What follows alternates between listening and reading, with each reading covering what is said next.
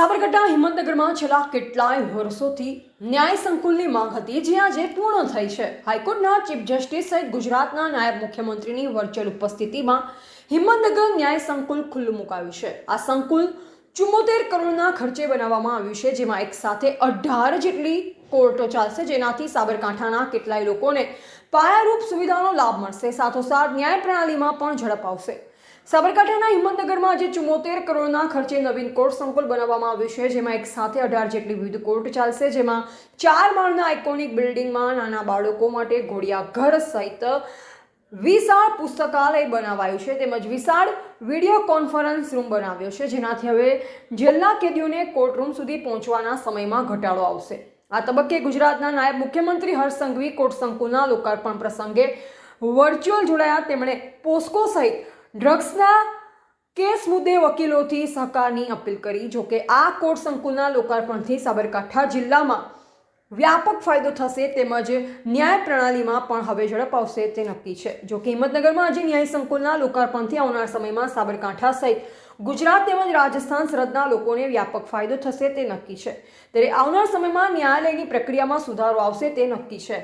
એવા રાજકમલસિંહ પરમાર, ભારતની અસ્મિતા, સાબરકાંઠા।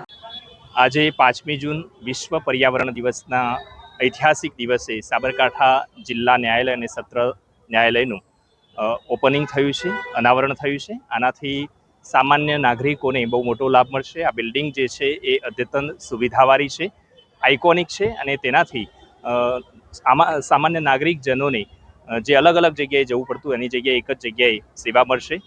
સંપૂર્ણ સુવિધાઓથી સજ્જ આ ન્યાય મંદિરનું ખૂબ જ સુંદર નયનરમ્ય બિલ્ડિંગ છે, જેનાથી નાગરિકજનોને ખૂબ જ લાભ થશે। Thank you. નમહેશ પટેલ। સાબરકાંઠા જિલ્લાના લોકોની બહુ લાંબા સમયની નવીન કોર્ટ બિલ્ડિંગની માગણી પૂરી થઈ છે।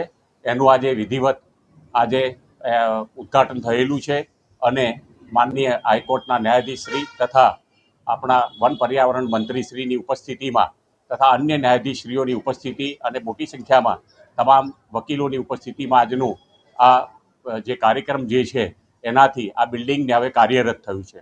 આ એક જ બિલ્ડિંગની અંદર 4 માળના બિલ્ડિંગની અંદર બધા જ પ્રકારના જે આયામ એની અંદર આવતા હોય છે એનો સમાવેશ થાય છે। જિલ્લા સરકારી વકીલની કચેરી અહીં છે, એ જ રીતે તમામ કોર્ટો અહીં છે, મીડિયેશન સેન્ટર અહીં છે, લોક અદાલત રૂમ છે, અને તમામ જનતાને જે પ્રમાણેની ફેસિલિટીની જરૂર છે એ પ્રમાણેની ફેસિલિટીવાળી આ રૂમ છે।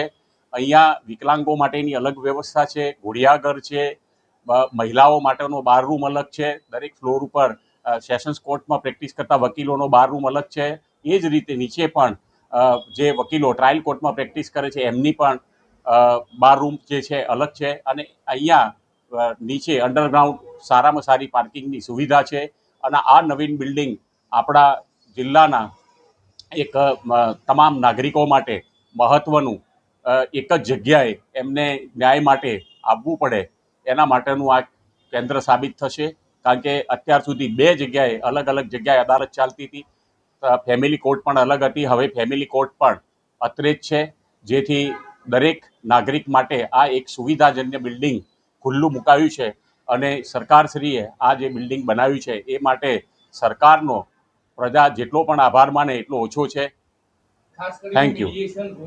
રૂમ જે બનાવવામાં આવેલા છે, મીડિયેશન એ છેલ્લા 7-8 વર્ષ દરમિયાન કોન્સેપ્ટ થયેલું એક ન્યાય માટેની એક સરસ સુવિધા છે, જેમાં બંને પક્ષકારો વચ્ચે મીડિયેશન કરાવવામાં આવે છે, જેના એ મીડિયેશનથી બંને પક્ષકારો વચ્ચે એકબીજા પ્રત્યેનું જે મનદુખ મતભેદ છે એને નિવારવામાં મદદ થાય છે, અને એ મદદ થયા બાદ એ મનદુખ નિવારાય અને કેસનો લડ્યા વગર અથવા કોઈ મનદુખ વગર એનો નિર્ણય આવે, અને બંને પક્ષો શાંતિથી સમાધાનથી એ મીડિયેશનની અંદર પોતાના કેસનો પોતાના પ્રશ્નોનો નિકાલ લાવી શકે, એ એનો મુખ્ય હેતુ છે। અને એ આજની ન્યાયની આપણી જરૂરિયાત છે। સમાજમાં સદભાવનું વાતાવરણ અને કૌટુંબિક જે કુટુંબો તૂટી રહ્યા છે એને પણ આપણે જોડવા માટે પણ આ એક મીડિયેશન એ શ્રેષ્ઠ સાધન છે।